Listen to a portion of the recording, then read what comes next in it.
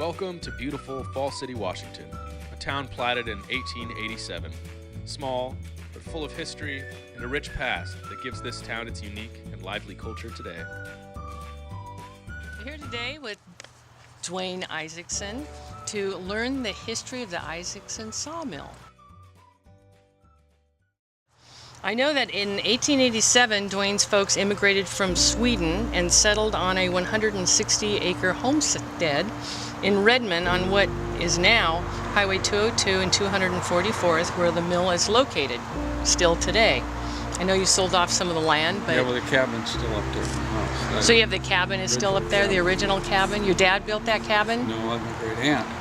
Your great aunt? Great aunt come first. She come, her and her husband met and married in Germany when they worked for Kaiser Wilhelm. Okay. He was a teamster and she was a chambermaid. Oh my gosh. And they met and married there and made enough money working for him to immigrate to the United States. Okay. Which they did in 1887. And the railroad was in then, so of course they come across by rail and then jump to Trump steamer and come up the coast to Seattle. Yeah. And, Wow. And their immigration papers say it was in the fall, and it kind of proves this fact because the cabin was built in the wintertime because there's still bark on the logs. So there were logs that were cut after the trees were dormant.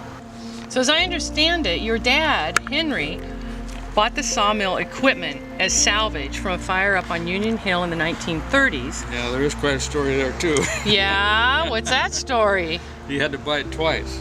Oh no. When he went up to buy the mill, there was a one-armed man there that was acting like he was the owner of the mill, and so my father paid him $700 for the mill. That was a lot of money back then. That was a lot of money. That Yeah. was in probably 1935. Wow.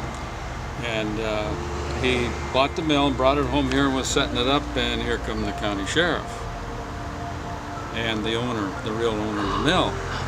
So he had to pay another $700 for the mill. So he paid $1,400, which was probably way more than it was worth. He could have went and bought a new one instead of one that had been through a fire. Oh my gosh. And oh my God. at that time, it wasn't many one-armed men, but he said he looked and looked in all the bars and all the saloons, and he never did find a one-armed man. Oh my gosh. Well, I know that he set the mill up. He was thinking for his own personal use. He wanted to cut lumber for barns and fences. And in fact, in 1949, he purchased a used Stetson Ross planer from the custom planing mill in Issaquah, Right. which gave him... Same planer that he was taking lumber to be planed. Their mill had burnt, and so they were doing the custom planing for the mills in the area. Okay, because that would be the largest planer in the area then. Right, It was huge. it was a surplus planer they had. Okay. Well, then the locals soon had Henry cutting and planing wood for them. Yeah, then he could cut and plane. He didn't have to take the lumber over there and then go over and pick it up and bring it back. Right. But then with World War II, the big mills were used to support the war effort, and Henry's mill became even more important. Yeah, he'd done some war effort. He cut the railings, and any wear parts on a ship was made out of ironwood.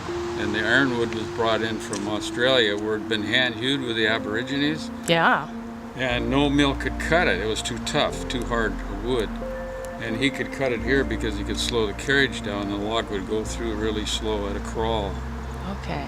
And it wouldn't break the saw blades. Those logs being hand-hewed, they were so accurate in hand-hewing them, he only took a quarter of an inch off the side to square them up, to cut the hewing part off. Oh. And he did some work for the Kirkland shipyard too, didn't he? That's what it was for. Okay, for the Kirkland shipyard. The shipyards was at Houghton.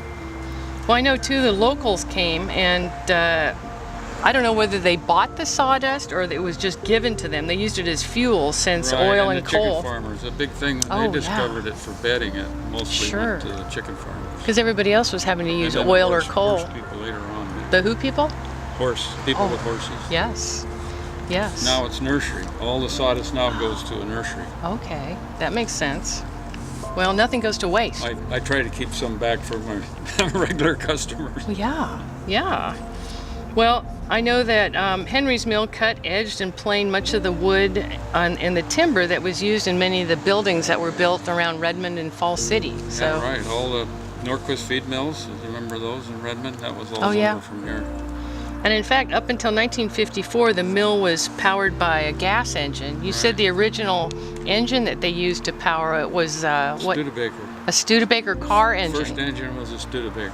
Golly. And the gas engines, they kind of wore out in a hurry. And then Yeah, I you bet. had different kinds. You had Hall Scotts, and then the Continental was in here before the diesel. Well, yeah, in '54, you repowered it using diesel engines, and you got that diesel engine from It was a surplus. It was an airplane. Navy surplus. Was it was a boat. A boat. It was a boat engine. Landing craft, World War II landing craft. During the war, they made 6,000 a week. A week? For the war. They were 85, 90% of all the engines in World War II was this engine. Diesels. They were first shipped to our allies and put into their tanks in England. But our tanks didn't get them because our general said we don't want two fuels on the battlefield. Like our soldiers weren't smart enough to know what fuel to dump in the tank, so our guys had to die in all them tanks. As soon as they were hit with something that exploded. It'd been diesel, it'd been, I don't know, there's an average of how many thousands of men would have been alive, lived through it because if we'd had diesel engine in our tanks. As soon as the war was over, all the tanks got a gray marine. All of them went to Korea or wherever, they all were gray marine. This is a, I shouldn't have said gray marine because a tank wouldn't have said gray marine, but if they were in a boat, all the engines were shipped to the Gray Marine Company, and they built this manifold because they had to be down below decks so that their water cooled. So they put their name on it, but it's a Detroit diesel. And it was made for the war on this. In Governor, there's a W. You see where it goes.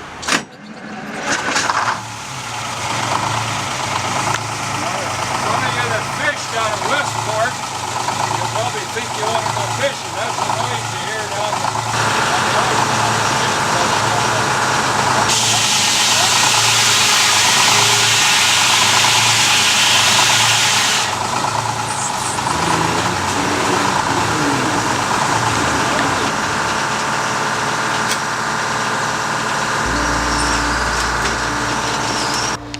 Well, then in 1965, you took over the mill, and you had been a carpenter and realized that you're working on the wrong end of the lumber.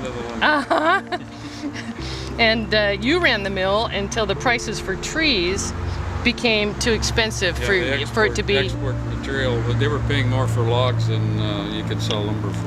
Right, right. So you went elsewhere until you retired, and now you're cutting logs just that people bring you for their own projects. I used to cut here after work on Saturday. Golly.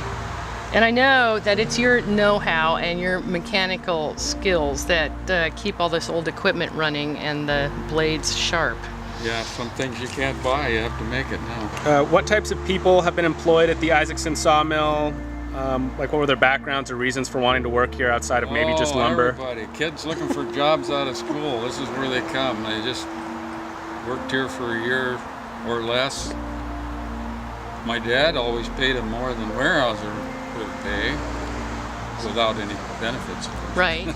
Well, but then, yeah, you had a steady stream of people wanting to work here. To make it work right, you had to have a 3 to 4 man mill. Okay. Yeah. To make everything work. Yeah. Properly run. Yeah.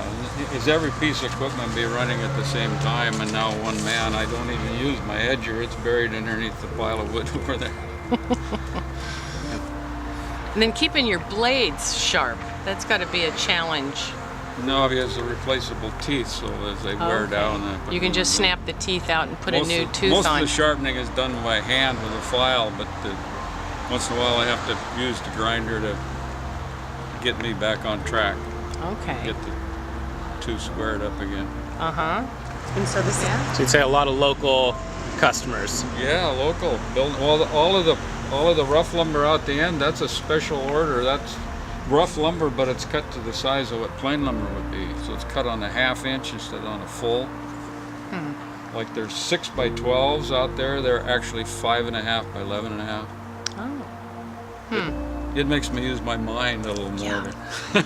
Yeah, I I would made guess one, so. one mistake on one log.